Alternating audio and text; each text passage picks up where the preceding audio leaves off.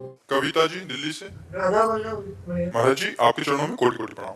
महाराज जी यदि व्यक्ति मन की गहराई से अध्यात्म से जुड़ता है और जीवन की अपने लक्ष्य को प्राप्त करने के लिए परिश्रम करने में कभी कमी रखता है तो क्या ये उचित है? मतलब जी संसारिक लक्ष्य बन गया कोई और अध्यात्म में क्या भाव अभी प्रश्न। महाराज जी, मतलब जैसे हम सोचते हैं कि अध्यात्म की तरफ जा रहे हैं, पर कर्म भी जरूरी है और कर्म हमें भौतिकता की तरफ कई बार ले जाता है। तो अध्यात्म का मतलब क्या समझाया आपने? नहीं, अध्यात्म का मतलब भी है प्रभु का नाम से सही रास्ते पे चलना। और तो ये कर्म क्या गलत रास्ते की कर्म करते हैं क्या आपने? कर्म भी उसी रास्ते पे है, मतलब अध्यात्म इसे ही कहते हैं। अध्यात्म को अभी समझ नहीं पा रही। अध्यात्म का मतलब एक कोठरी बंद करके आंख मूंद के बैठना नहीं है। अध्यात्म का मतलब हम सोनी लगा रही तो अध्यात्म में है। राधा राधा जप रहे भगवान के घर में सोनी लगा रही। रोटी बना रहे तो भगवान का भोग, पति पुत्रों की सेवा ही भगवान की सेवा है।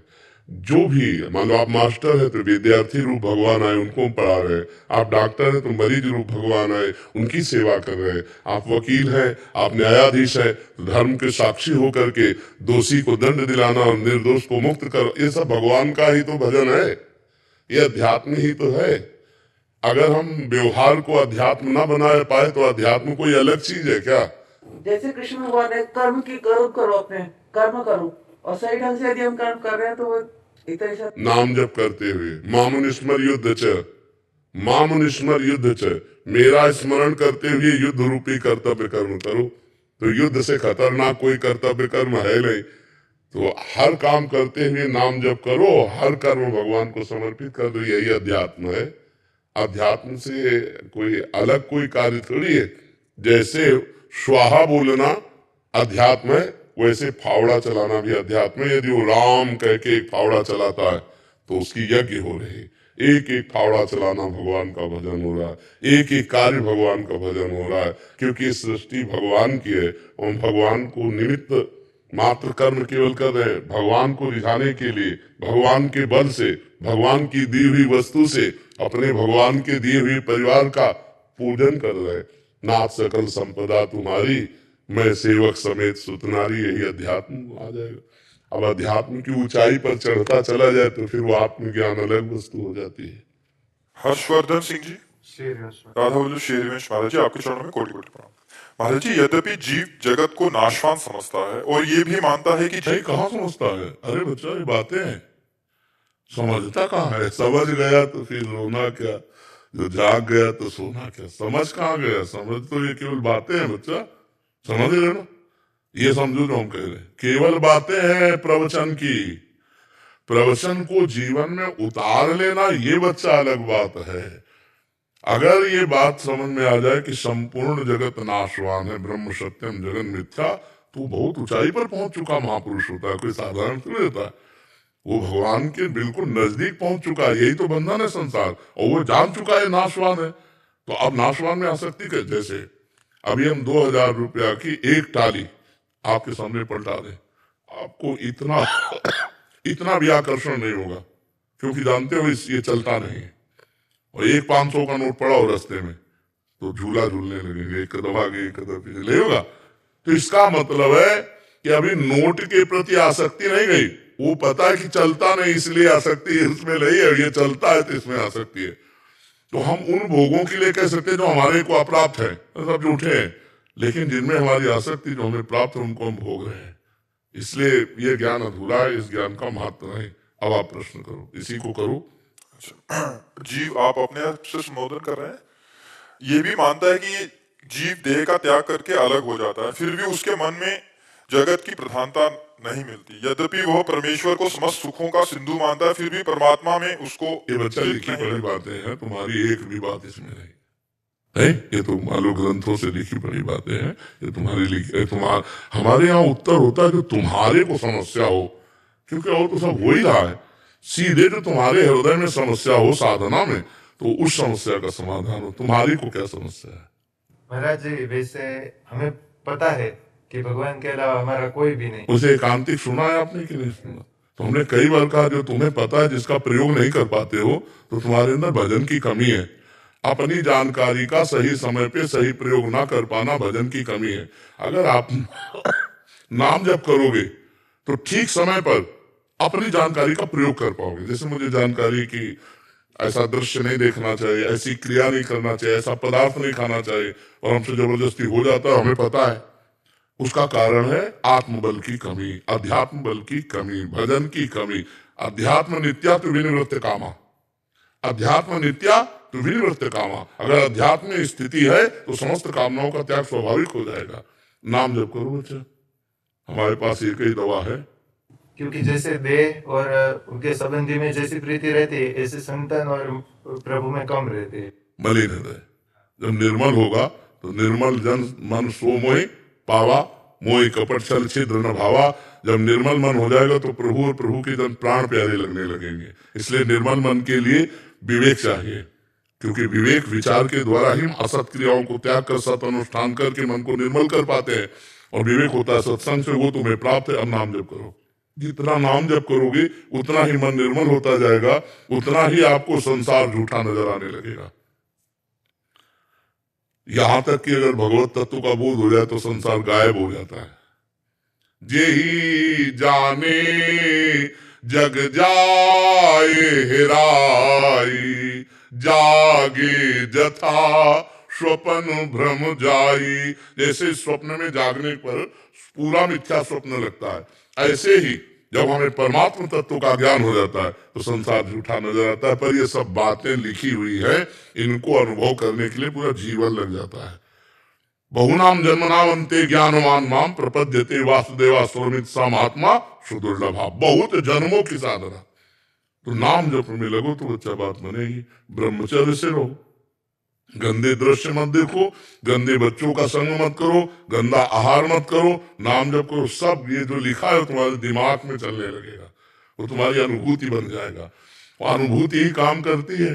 नहीं तो प्रवचन कर ले और माया के संग खेले, माया के पार्षदों के संग खेले, काम करो तो लोग मुंह मत सर, तो किस काम का ज्ञान, किस काम का। तो इसलिए नाम जप करो, पवित्र भोजन पाओ, अच्छे आचरण करो, माता पिता की सेवा करो। महाराज एक मीराबाई का एक भाव एक लाइन में सुना दे। एक लाइन सुनाना है तो सुना दो। गुरु के ज्ञान रंगू तन कपड़ा, गुरु के ज्ञान रंगू तन कपड़ा, मन मुद्रा। ये गुरु के ज्ञान, नाम का तात्पर्य, गुरु के ज्ञान से मैं तन का कपड़ा रंगूंगी, ऐसा। ज्ञान ज्ञान ज्ञान, आप नाम बोल रहे हो ना? गुजराती में हम ज्ञान बोलते हैं, ज्ञान ज्ञान। अच्छा अच्छा, तो गुजराती तो हमें आती है। हाँ, गुरु की ज्ञान, गुरु के ज्ञान रंगू तन कपड़ा, मन मुद्रा पहरूंगी, मन मुद्रा पहरूंगी। प्रेम प्रीत से मैं हरि गुण गाओ, प्रेम प्रीत से मैं हरि गुण गाओ। चरण न लिपट रहूंगी हो, मैं तो चरण न लिपट रहूंगी, मैं वैराग्य हूंगी। उमा वर्मा जी हरियाणा से। राधा वल्लभ श्री हरिवंश महाराज जी। महाराज जी, बहुत बार ऐसा होता है कि मेरे आसपास के लोग जब मेरे प्रतिकूल व्यवहार करते हैं तो मैं उन्हें इग्नोर नहीं कर पाती हूँ। फिर आपकी बात याद आती है कि नाम जब करूं, एक बार करूं, फिर 100 बार में से 99 बार फेल हो जाती हूँ। तो मुझे संदेह होता है कि क्या मैं नाम जब कर रही हूँ, क्या मैं दिखावा तो नहीं कर रही हूँ? कैसे खुद को मजबूत करूं? देखो विवेक कमजोर है, बुद्धि तो है, विवेक कमजोर है, काट नहीं पाता है, इसलिए आप मतलब इग्नोर नहीं कर पाती। और अगर विवेक पर, तो हम आपको सच्ची कहते हैं, हमारा जो मजाक उड़ाएगा, हमारी जो निंदा करेगा, हमें जो गाली देगा, वो हमारे पाप नष्ट करता है। मतलब इस बात को लोग समझ नहीं पा रहे हैं। निंदक नियरे राखिए आंगन कुटी छवाए, बिना पानी बिना साबुन निर्मल करे सुभाए। हमें जो हमारे पाप शरीर का भोगना होता, मान लो हमारा पाप है कि हमारे हाथ पैर टूटेंगे, अब वो हमको भरपूर गाली देकर नष्ट कर रहा, तो हम पर कृपा कर रहा है कि नहीं कर रहा?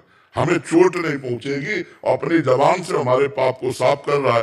तो साधु निंदक मित्र हमारा, जो हमारी अवहेलना करे, जो हमारा उपहास करे, जो हमारा तिरस्कार करे, जो हमारा अपमान करे, वो हमारे पाप को नष्ट करता है यदि हम सह जाएं तो। अगर वो नहीं सहेंगे तो प्रारब्ध आएगा, वो चोट पहुंचाएगा। मान लो आप मार्ग में जा रहे हैं, एक्सीडेंट हुआ, ऐसा चोट लग गई, और वो बेचारा गाली देकर हमारा सारा पाप नष्ट कर रहा है, तो हमें तो प्रणाम करना चाहिए कि भैया बिना शरीर दंड के हमें बचा रहे हो तो जय हो तुम्हारी। अब इस रहस्य को कोई जानता नहीं। अगर वास्तविक ज्ञान है, वैतविक बुद्धि है, विवेक नहीं। विवेक हो तो आप सच्ची समझो, जो हमें शारीरिक दंड मिलने हैं वो हमारी निंदा करके, हमारा उपहास करके, हमारा अपमान करके, हमारा तिरस्कार करके वो उसे नष्ट करता है। तो इसलिए हमें लगता है कि विवेक के द्वारा भगवान का नाम जब करते हैं बचो, और नहीं उलझो तो उलझते ही रहो। ये संसार किसी को नहीं बख्शता, किसी को नहीं बख्शता। आप चाहे जैसे चलो, चाहे जैसे चलो, आपको बोलेगा संसार, वो बोलेगा। तो इसलिए कभी संसार मान जाए आपको, ऐसा नहीं।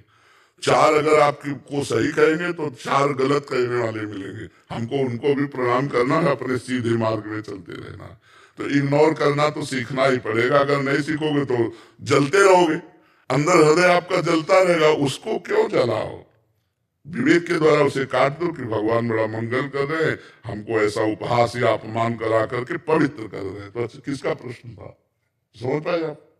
इसमें कोई संशय? इग्नोर होता नहीं है। नाम जप करो, पावर आ जाएगा। इग्नोर करने को पावर आ जाएगा। नाम जप में बड़ी सामर्थ्य। नाम जप तो होता है, कई बार अंदर से ये पता होता है कि सामने वाला ये व्यवहार करने वाला है मेरे साथ, और मैं अपने अंदर कहती हूँ कि वो तूने मतलब इस पे रिएक्ट नहीं करना, बट फिर भी जब वो होता है ना तो फिर मतलब इग्नोर होता ही नहीं है। क्योंकि पावर नहीं, हम कहे तो नहीं, पावर नहीं ना। वो पावर नाम जप से आएगा, जितना नाम जप करो उतना आ जाएगा। नाम जप से आएगा पावर। जानकारी का प्रयोग करने के लिए पावर भी तो चाहिए। हम जानते हैं गलत है, नहीं करना चाहिए, फिर भी हम कर रहे हैं क्योंकि हम पावरहीन है। तो वो पावर आएगा नाम जप से। जितना आप नाम जप करेंगे उतने खूब नाम जप करो, अंगुली में डाले रहो बटन की तरह, क्या कहते हैं, काउंटर। हाँ, नाम जप कर, नाम जप जितना करोगे उतना ही पावर आपके अंदर आएगा। ये आजकल तो आधुनिक यंत्र चल गए, चुपचाप अंगूठी की तरह पहले रहो, दबाते रहो, राधा राधा राधा राधा। जी डॉक्टर अभिषेक रंजन जी, राधा वल्लभ श्री हरिवंश। महाराज जी आपके चरणों में कोटि कोटि प्रणाम।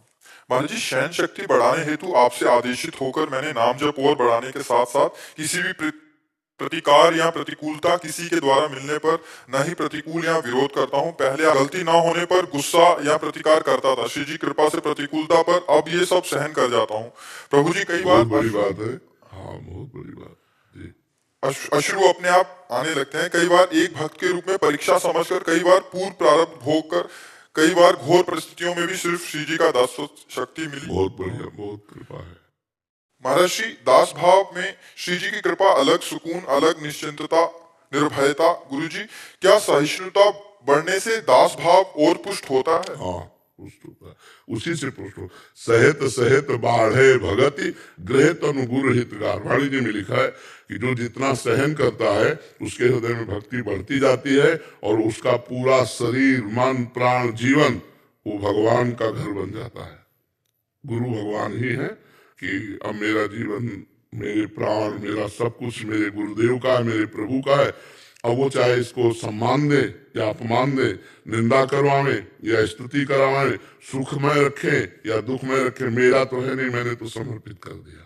बहुत ऊंची ऐसे भक्त के पीछे भागवत में निरपेक्षम मुनिम शांतम निर्वैरम समदर्शनम अनुब्रजाम्यहम नित्यम पूयेत्यंग भी। भगवान स्वयं कह रहे, जो निरपेक्ष है, किसी की अपेक्षा नहीं रखते कि आप हमें प्यार करो कि ना करो, आप हमें कोई अपेक्षा नहीं। निरपेक्षम, किसी से कोई अपेक्षा नहीं। जब अपेक्षा नहीं तो परेशानी नहीं। अपेक्षा दुख देती है, और निरपेक्षता महासुख में है। तो पहला शब्द है निरपेक्षम। जितना संसार परेशान है, अपेक्षा में परेशान है। पत्नी से अपेक्षा ऐसी, पुत्र से अपेक्षा ऐसी, परिवार से अपेक्षा, नौकरों से अपेक्षा, समाज से अपेक्षा।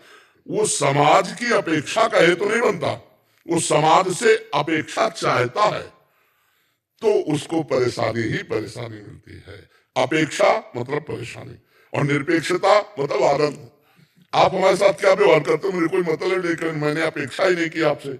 निरपेक्षम और मुनिम, मुनिम माने हर समय मननशील, हर समय नाम जप कर रहा है, कोई व्यवहार कर रहा है तो मनन कर रहा है। इसने गाली दी तो क्यों, आखिरकार भगवान इसके अंदर है, ये हमें गाली क्यों देता, मैंने इसको तो कोई परेशान नहीं दिया। जब ये हमें गाली दे रहा है इसका मतलब भगवान गाली सुनाना चाहते तो मुझे सुनना चाहिए। मननशील है ना, वो तुरंत मनन शुरू कर दिया और विवेक के द्वारा उसने काट दिया। संसारी आदमी द्वेष, अब वो झगड़ा हो गया, अब वो अशांति हो। और विवेकवान, जब मैंने कोई अपराध नहीं किया वो गाली दे, इसका मतलब भगवान का विधान है, और भगवान का विधान मैंने तो इच्छा की नहीं थी, भगवान की इच्छा ये है तो मैं सहूंगा और आनंद से सहूंगा, और वो सह जाएगा, और सह जाएगा तो अध्यात्म की भूमिका बढ़ गई।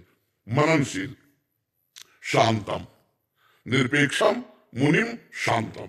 शांतम मतलब किसी भी परिस्थिति में विचलित ना होना।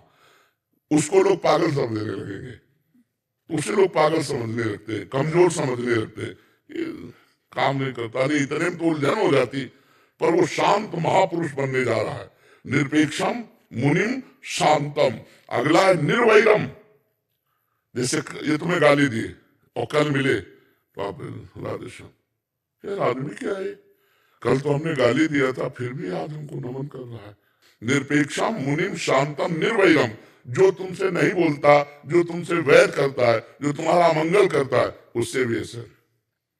अब वो क्या अपेक्षा नहीं है ना, अब वो क्या कहता है उससे कोई मतलब नहीं। इसका फल क्या होगा कि भगवान कहे मैं उसके पीछे घूमता हूं कि उसकी चरण रज मेरे ऊपर पड़ जाए।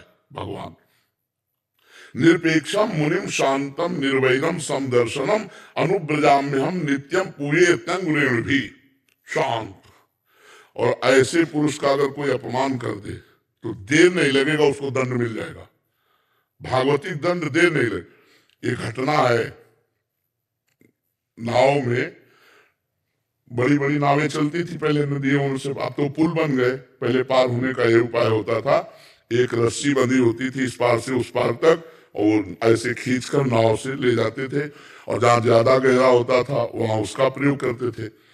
तो उसमें 2 पुलिस वाले चढ़े, संगीन लेके, पुराने समय की बात, और उसमें महात्मा बैठे हुए थे, उनका शिष्य बैठा हुआ था, सत्संगी।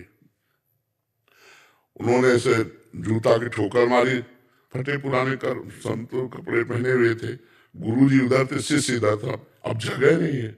फिर बूट मारा, फिर और से खिल गया, पूरा बूट पैर पे रख दिया, वैसे राम राम राम राम, ऐसे कुछ उनको कुछ नहीं बोला, बहुत ज्यादा पीड़ा हुई तो राम राम राम कह के पैर अपना, पर वो पूरी नाव में गाली देना और मारते ही रहे, कभी इधर बूट मारना कभी उधर बूट मारना। अब उनको रंग कर संतन जाना, तो संत को भिखारी समझते ना, जो अभिमानी गर्विष्ठ लोभ मद मत अगाधा, ये जो दुष्ट स्वभाव के लोग होते हैं, ये रंग कर संतन जान। पर ये पता नहीं दुखिया को न सताइए, दुखिया देगा रोए, और जब दुखिया के मुखिया सुने तो तेरी गति का हो। अब नाव गई तो नाव पानी में ही तो चलेगी, जहां इतना इतना पानी होता है वहां नाव तो चलेगी नहीं, तो 2-4 कदम पैदल चलना पड़ता। और वो बूट वाले, तो उन्होंने संगीन ऐसे लगाई और सोचा छलांग मार देंगे, और बूट फिसला, सीधे संगीन पार कर गई गर्दन, सीधे संगीन। तो साधु अवज्ञा तुरंत भवानी कर कल्याण अखिल, तुरंत उसका फल मिला। तो जो शांत है, सहनशील है, अगर हमने आपको गाली दी, आपने गाली हमें दे दी, सब बराबर, और अगर आपने गाली नहीं दी तो अब डर जाना चाहिए हमें कि अब इसका दंड हमको बहुत बुरा मिलेगा। 60,000 सगर के पुत्र घोड़ा खोज रहे थे, कपिल मुनि अपने आश्रम में बैठे ध्यानस्थ, और घोड़ा वहीं बांध दिया चोरों ने। तो उन्होंने समझा, इन्होंने तो गालियां और सब ऐसे, तो केवल आंख खोल के देखा था कि क्यों ऐसा, सब भस्म हो गए। तभी तो उन्हीं के परिवार में फिर भगीरथ जी प्रकट हुए और गंगा जी लाए उनके 60,000 पुरुषों। जो शांत महापुरुष, उसे डरना चाहिए। जो किसी को उत्तर नहीं देता है प्रतिकूलता का, वो उमा क्षमा सापोते भारी, अपने कर्म पर। हमको ऐसा नहीं सोचना कि हम उत्तर नहीं देंगे तो इसको दंड मिले, हम ये सोचेंगे भगवान इसको कभी दंड न मिले, इसकी बुद्धि शुद्ध हो, आप इस पर कृपा करो, इसके अंदर सद्गुण आने, यही भक्त का हृदय होता है। बहुत बड़ी सामर्थ्य आ जाती है जब चलोगे सिद्धांत से। पर यह जरूर है कि बीच बीच में आपके सामने तिमाही, छमाही, सालाना प्रश्न आते रहेंगे, बस उनको उत्तर देना है आपको।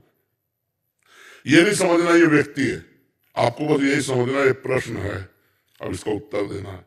एकदम प्रतिकूल व्यवहार करके आएंगे कि परमार्थ भूल जाओ और आप लड़ जाओ या आप फंस जाओ, तो आपको हर समय ये सचेत रहना। सचेत तभी रहोगे जब नाम जप चल रहा है कि ये मेरे सामने माया ने प्रश्न किया, मुझे उत्तर देना है।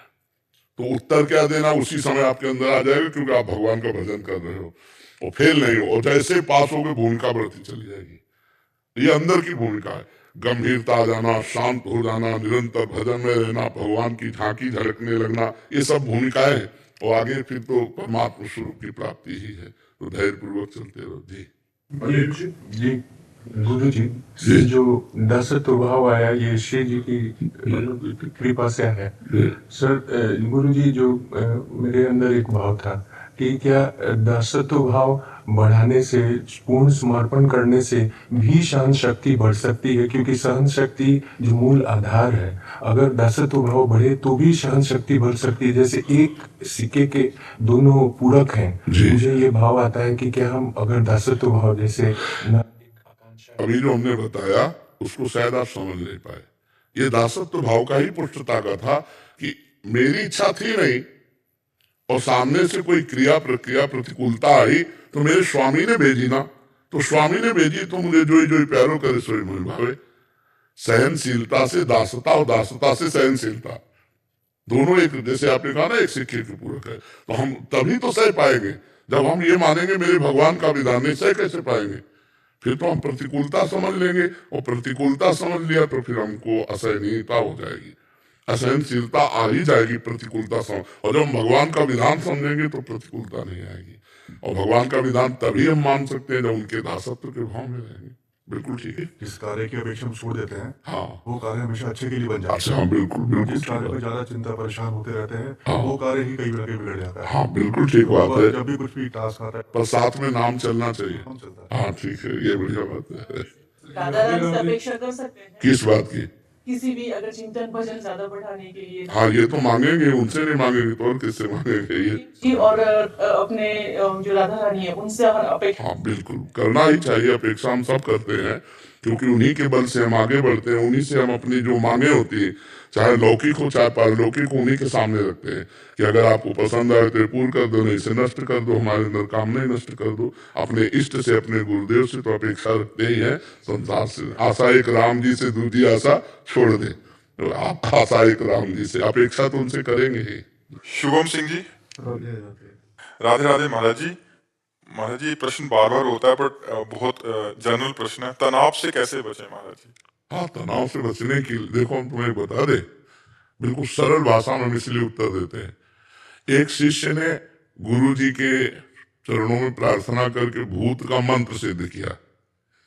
अब भूत सिद्ध हो गया जब, तो उसने कहा काम बताओ, अमुक काम, वो चट से कर देता। उसने कहा काम नहीं बिठाओगे तो मार डालेंगे। वो गुरु जी से बोले गुरु जी बहुत समस्या है, भूत को सिद्ध तो कर लिया, वो कहता काम बताओ नहीं तो मार देंगे। तो उनका ठीक है, एक डंडा गाड़ दिया बात का लंबा और कहा भूत से कहा इस पे चढ़ो उतरो, जब काम होगा तो हम काम बता देंगे, नहीं तुम्हारे लिए यही काम है। समझ रहे हो? ये भूत है मन, इसको काम में लगाओ, सत कार्य में, नहीं उठा पटक देगा तुम्हें, डिप्रेशन में पहुंचा देगा, ओवर थिंकिंग, ये सोच सोच करके तुम्हें पागल बना देगा। और इसके लिए खंबा गाड़ो, राम राम राम राम, राधा राधा राधा राधा, कृष्ण कृष्ण कृष्ण, नाम रूपी खंबे पे चढ़ाओ। काम है तो काम करो, नहीं नाम जपो, नाम में लगो, ओवर थिंकिंग बंद करो। जब नाम जप करने तो आप देख लेना दूसरों का डिप्रेशन नष्ट करने वाले परमाणु आप में आ जाएंगे। आपका डिप्रेशन है, किसका प्रश्न है? तो समझ रहे हमारी बात। तनाव मुक्त होना तो बिना पैसे की दवा है, और ये छूछा तो सब नाटक बच्चा। सच्ची बात, कोई किसी को ठीक कर सके, किसी में ताकत रहे।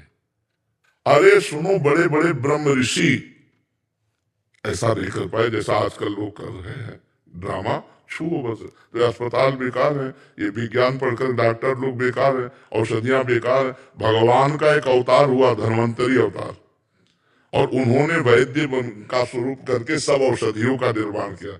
वो छू वाला रख देते, औषधि वाला हटा देते, बोले ऑपरेशन होना, बोले छू। अब कोई नहीं है। आपको सुधरना पड़ेगा, आपको नाम जप करना पड़ेगा, आपको व्रत नियम संयम से रहना होगा, तब आप ठीक हो जाओगे। ये दूसरों के चक्कर में मत पड़ो कि तनाव मुक्त होने के लिए हम किसी के पास जाए और वो छू बोले और वो ऐसा कुछ नहीं, कोरा पाखंड। कौन सा ऐसा मंत्र है, कौन सा ऐसा ग्रंथ है, कौन सा ऐसा पंथ है जिसका बचपन से ज्ञान नहीं हुआ? लेकिन ये अवश्य में भोक्तव्यम कृतम कर्म शुभा। रामकृष्ण परमहंस जी के गले में कैंसर था। इन बड़े बड़े महापुरुषों को कष्ट मिला सहे, और आज ड्रामा होता है। तो हम जवान भाइयों से, अपनी समाज से प्रार्थना करते हैं, आप अपने आचरण सुधारो, आप खान पान सुधारो, आप भगवान का नाम जप करो, आपका मंगल होगा। अगर आप आचरण बिगाड़ रहे हो तो कोई आपका मंगल नहीं कर सकता, ये पक्की बात समझ लो। चाहे जितना आप दान पुण्य कर लो, अपने आचरण नहीं सुधारोगे तो मंगल नहीं होने वाला। आचरण सुधारो, चरित्रवान बनो, माताओं बहनों की तरफ गंदी दृष्टि मत करो, मांस मत खाओ, शराब मत पियो, किसी का बुरा मत करो। जो प्रारब्ध धारा है उसको भोग लो, राम राम कृष्ण कृष्ण हरि हरि जपो, मंगल हो जाएगा। मनुष्य जीवन मंगल करने के लिए हुआ है।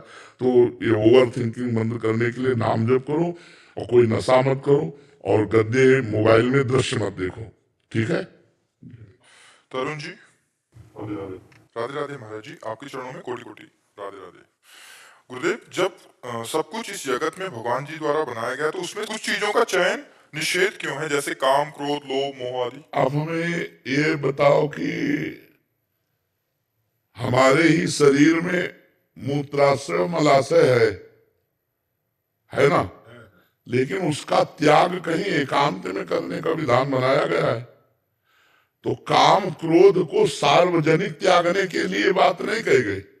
हमारी बात समझना। अगर आप एक पत्नी व्रत हैं और अपनी पत्नी से काम का प्रयोग करते हैं, तो धर्म में काम वो भगवान की प्राप्ति का हेतु होगा। लेकिन आप पराई बहनी बिटिया से करेंगे तो कानूनी और भागवतिक दोनों में आप बंधन युक्त हो जाएंगे। आप अपने पुत्र को सुधारने के लिए क्रोध कर रहे हैं तो वो क्रोध न्याय संगत है, लेकिन आप पड़ोसी से झगड़ा करके क्रोध कर रहे हैं तो आप हथकड़ी पकड़ के जाओ। हमारे भगवान ने ये पूर्ण है, पूर्ण में सब कुछ होता है। अब उस पूर्ण में तुम्हें पूर्ण तक पहुंचने के लिए कुछ त्याग करना है और कुछ ग्रहण करना है। तो क्या त्याग करना है वो शास्त्र बताता है, क्या ग्रहण करना है ये तस्मात् शास्त्रम प्रमाणन्ते कार्याकार व्यवस्थित हो। क्या विधि है, क्या निषेध है, क्या करना चाहिए, क्या नहीं करना चाहिए। तो आप हमारी बात समझ पा रहे हैं? उसका प्रयोग है। अगर प्रयोग सही है तो काम सही है, क्रोध सही है, लोभ सही है, मोह सही है, अहंकार भी सही है, सब सही है। जैसे अस अभिमान जाय जन भूले मैं सेवक रघुपति मोरे, ये अभिमान, तो अभिमान भी सार्थक हो गया। अब रुपया का अभिमान, विद्वता का अभिमान, शरीर का अभिमान, परिवार का अभिमान, अन्य अन्य अभिमान, ये घातक है, ये तुम्हारा पतन कर देगा। तो जो चीज जहां प्रयोग करनी है, अगर वही प्रयोग हुई तो वो दुखदायी नहीं है। जैसे हमारा सरकारी डिपार्टमेंट है पुलिस, और अगर आपको आवश्यकता है कि सुरक्षा के लिए, तो आप प्रार्थना कीजिए, वो आपकी सुरक्षा करेगा। और अगर आप गलत करेंगे तो आपके डंडा चलाएगा। तो वही आपके लिए दुखदायी और वही आपके लिए सुखदायी है। तो जब आप कानून के विरुद्ध चलेंगे तो दुखदायी, और कानून के अनुकूल चलेंगे तो सुखदायी है। ऐसे हमारे भगवान का पूरा डिपार्टमेंट बना हुआ है। चाहे शनि राहु ग्रह नक्षत्र, काम क्रोध लोभ मोह मद मत्सर, सब। अब आप बताओ इसमें क्या दोष है? आपको समझ में आया इसमें? अपने जगह उसका प्रयोग किया। जैसे गुरु है, अपने शिष्य पर क्रोध कर सकता है, उसके दोष दर्शन करके दोष निवृत्ति के लिए। जैसे अधिकारी है, दोषी पुरुष को दंड दे सकता है और निर्दोष को मुक्त कर सकता है। अगर बहुत ज्यादा अपराध है तो दोषी पुरुष को मृत्यु का भी दंड दे सकता है। तो काम क्रोध लोभ मोह मद मत्सर, अगर इनका धर्म से प्रयोग किया जाए तो ये सब सार्थक है। अपनी पत्नी से प्यार करो, अपने बच्चे से मोह करो, अपने माता पिता से प्यार करो। आप अब दूसरा धर्म विरुद्ध प्यार, तो फिर वो निषेध हो गया। प्यार भी निषेध हो गया, नहीं निषेध हो गया। ऐसे ही सब जहां जिसका प्रयोग है वहां हम उसका प्रयोग करें तो सही है, और अगर उसके विपरीत करेंगे तो वही पाप बन जाएगा। समझ पा रहे हैं आप? मान लीजिए किसी को धोखा देना अच्छी बात नहीं है, तो धोखा खाना कहाँ तक उचित है? नहीं, कबीरा खुद को ठगाइए। हमारे महापुरुष कहते हैं अपने को ठगा लो, लेकिन तुम किसी को मत ठगो। उससे क्या होगा कि जैसे तुम्हारा पूर्व का ऋण है और आप दे नहीं पाए, अब वो इस जन्म में आया है, अब वो तुमसे बेईमानी करेगा, क्योंकि तुम्हें पता नहीं है ना कि पूर्व का हमारा ऋण है और नहीं मिलेगा आपको, कुछ भी कर लो तो वो आपका ऋण है पूर्व का, ये मानकर आपको सह जाना होगा। और अगर आपके ऋण नहीं है तो उसको देना ही होगा। अगर अभी नहीं देगा तो कभी भी कहीं भी हो उसे देना पड़ेगा। तो हमें कबीरदास जी कहे, कबीरा खुद को ठगाइए पर किसी को ठगिए मत। ठगना तो किसी के हाथ में है नहीं, कोई भी हमारे को आगे ठग सकता है, मगर कितना ठगा जाएगी भाई इतना उचित है। उतना ही ठगेगा जितना उचित है, इसके आगे ठग नहीं सकता, ये भी ध्यान रखो। अगर आपका पैसा है तो कोई ठग नहीं सकता, और अगर आपने पूर्व में किसी से उधार लिया है या किसी का ऋण है या किसी की ठगाई की है तो आप चाहे जितने प्रवीण हो ठगे जाओगे। दोस्ती में, व्यवहार में, व्यापार में कहीं ना कहीं वो आपको घाटा लगेगा, क्योंकि आपका ऋण उधर जाना है। लेकिन हमको किसी को नया कर्म करके ठगना नहीं। बोले अगर हमारा ऋण होगा तो उसको देना पड़ेगा, वो देगा। किस विधान से देगा वो भगवान जानते हैं, लेकिन हम ठग के विधान से हम नहीं लेंगे, अब पाप कर्म के विधान से हम अपना ऋण नहीं लेंगे। अगर भगवान को दिलाना तो धर्म विधान से देंगे, वो आ जाएगा, कहीं से भी आ जाएगा। ललित कुमार जी हिमाचल से। राधा वल्लभ श्री हरिवंश महाराज जी, प्रभु जी आप श्री जी के मुख से सुना है कि दुख में जीव परमात्मा के अधिक निकट होता है। महाराज जी हम दुख की कामना तो नहीं कर सकते, इसलिए अगर जीवन में सुख है तो हम प्रभु की निकटता के लिए वही दुख वाला भाव कैसे अनुभव कर सकते? नहीं तो सुख क्या है आप हमें बता दो। क्या अच्छा खाना सुख है? क्या अच्छे कपड़ा पहनना सुख है? क्या अच्छी पोजीशन में पद में हो इसे सुख कहते हो? क्या बैंक बैलेंस है इसे सुख कहते हो? या महंगी गाड़ी में चलते हो इसे सुख कहते हो? ये सुख है? अभी तो जैसे गांव के लड़का ना जब गुड़ बनता है ना और उसका सीरा चाटने को पा जाते हैं तो नाचते हैं, अगर कहीं रबड़ी पा जाए तो सीरा की तरफ देखेंगे नहीं। अभी सुख को जाना ही नहीं। अच्छा बताओ, अभी शरीर छूटे, क्योंकि मृत्यु लोक है, कभी छूट सकता है, तो ना तुम्हारा शरीर जाएगा, ना तुम्हारी गाड़ी जाएगी, ना बैंक बैलेंस जाएगा, ना पद प्रतिष्ठा जाएगा, ना कोई व्यक्ति जाएगा। आप अकेले शरीर छोड़कर, पूरा दुख ही दुख हुआ कि नहीं हुआ? पूरे जीवन जो कमाया उसमें कुछ नहीं ले जा रहे। ये लोग ऐसा खतरनाक लोग है कि इस लोग से जब जाता है ना तो कपड़ा तक उतरा कर भेजा जाता है। ये कपड़ा ही है जीव को, अवसान से जीर्णानि यथा विहाय नवानि गृह्णाति न रूपरान, ये कपड़ा ही है। दुनिया में लाखों का मेला जुड़ा, हंसा जब जब उड़ा तो अकेला उड़ा। अब बताओ दुख नहीं है? सच्चिदानंद भगवान को भूल करके भोगों में तुम सुख मान रहे हो, ये कितने बड़े दुख की बात है। भगवान ने यहां लिख दिया, पूरा पोस्टर लगा के रच के, दुखालयम अशाश्वतम। लिखा कि नहीं लिखा? संसार को क्या लिखा? दुखालयम अशाश्वतम। वो आपको सुख मिल रहा है, मतलब आप धोखे पे हो। जिसे तुम सुख समझते हो सुख नहीं, सुख की छाया है, समझ पड़ती नहीं है, मेरे गिरधर की माया है, समझ नहीं पा रहे हो। दुख ही हो नया, भगवान कह रहे दुख ही हो नया, और उसे हम भोगकर सुख मान रहे, बुद्धि खराब है। अभी यही दुख है, सबसे बड़ा यही दुख है। जिसे हम सुख समझते हैं ये सुख नहीं, सुख की छाया है। अगर माना आप बड़े मौत से जी रहे हो, कोई आपको परेशानी नहीं, लेकिन सबसे बड़ी परेशानी आने वाली है मृत्यु, जो तुम्हें सबसे अलग कर देगी, तुम्हारी पत्नी से, प्रिय पुत्र से, प्रिय शरीर से, प्रिय मकान से, हर प्रिय वस्तु से। उसकी समस्या का समाधान क्या है? सोचो उसकी समस्या का। तो अभी तुम्हें जलन पैदा हो जाएगी, जिसे तुम सुख समझते हो उसके प्रति जलन पैदा हो जाएगी और दुख लगने लगेगा। नहीं, जो भगवान का विस्मरण करा दे उसे सुख नहीं कहते, तो घोर दुख है, वो तो बड़ी हानि है। जो भगवान का हनुमंत विपत्ति प्रभु सोई, जब तो सुमिरन भजन। यहां कुछ अच्छा लगे, बुद्धि खराब है। स्वप्न में बढ़िया लड्डू छान रहे और जगे तो ना भूख मिटी और ना लड्डू मिले, है ना? ये स्वाप्निक है। जब शरीर छूटेगा तो कुछ नहीं तुम्हारे पास। इतना लंबा समय दिया गया था, 70 वर्ष 80 वर्ष, कि जाकर भगवान का भजन करके भगवत प्राप्ति कर लो, लेकिन भोगों में रम गए। हमारे पास कौन सा सुख है जो स्थायी हो? आप बोलो, सुख कौन सा है? अरे जब सोए तब मुझे इस जागृत के सुखों का सानिध्य नहीं था, तो झूठे हुए ना। और जब जगे तो स्वाप्निक सुखों का सानिध्य नहीं था, तो वो झूठा हुआ ना। ये दोनों झूठे। उमा कहूं मैं अनुभव अपना, सत हरि भजन जगत सब सपना। सपने के सुखों में आप सुख मान रहे हो, सपने के सुख दुख को सुख मान रहे, यही अज्ञान है, यही दुख है। जो आप सुख को सुख ना मान करके सुख की छाया को सुख मान रहे, किसमें सुख है?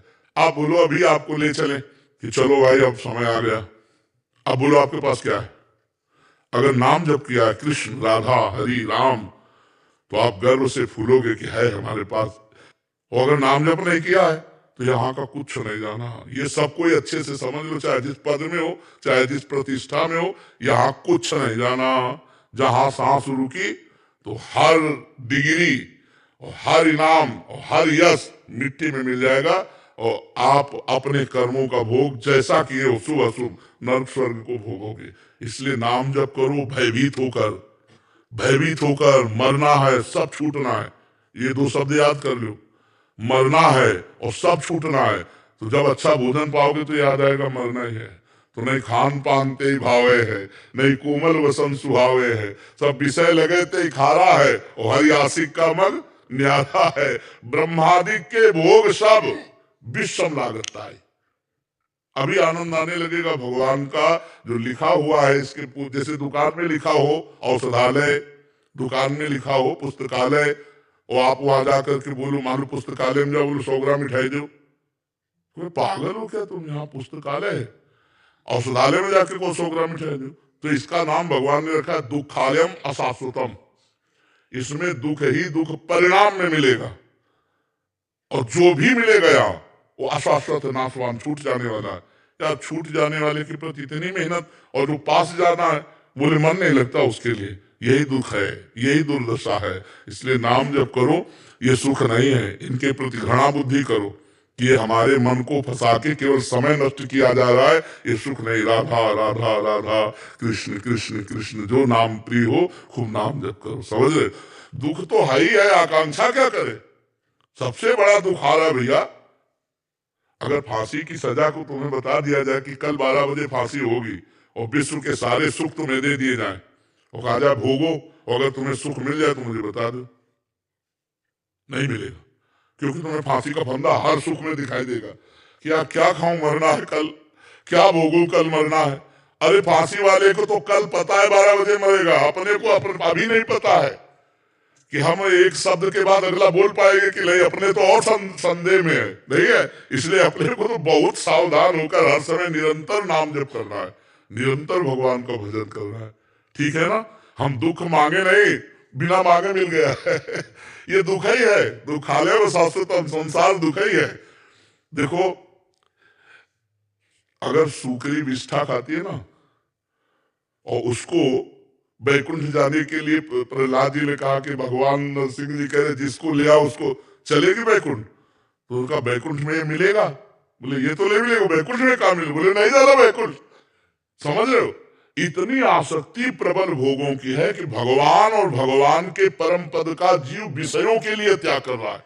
नाली के कीड़ा को यदि अमृत के कुंड में डालने ले जाओ तो वो बुरा मानेगा, वो नाली में ही रहना पसंद करेगा। ऐसी भगवान की प्रबल माया है। ये तो बड़े भाग्यशाली जो संत समागम के द्वारा अपनी बुद्धि को पवित्र करके भगवान में लगा रहे, नहीं जहां है वही अच्छा लगता है। ये जीवन नहीं है, ये जीवन नहीं, ये मृत्यु है। जिन हरि भगत हृदय नहीं आनी, जीवित सब समान ते प्राणी। जीता हुआ मुर्दे के समान व्यक्ति है जिसका भगवत चिंतन नहीं चलता, जो नाम जप नहीं कर रहा है। बहुत जीवन का सार है नाम जप।